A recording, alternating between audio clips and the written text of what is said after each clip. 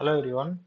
NEET 2026 examination hall ticket நாளைக்கு அதாவது April 28 2026 publish பண்ண போறாங்க.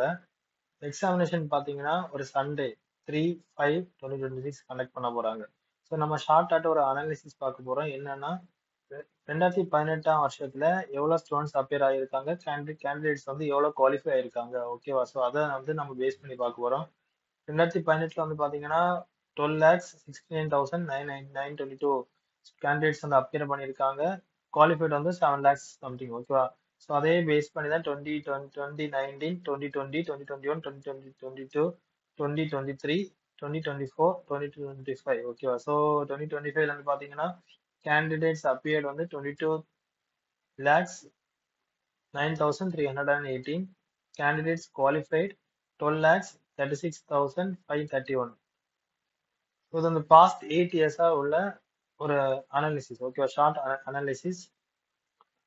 ஸோ இந்த நீட் எக்ஸாம் பொறுத்தவரைக்கும் நீங்க எம்பிபிஎஸ் படிக்க போறீங்கன்னா ஒரு குவாலிஃபை ஆனாதான் உங்களால எம்பிபிஎஸ் படிக்க முடியும், ஓகேவா? ஸோ அதுக்கு சென்ட்ரல் கவர்மெண்ட் வந்து நீட் எக்ஸாம்னு சொல்லிட்டு இந்த எக்ஸாமை கண்டக்ட் பண்றாங்க.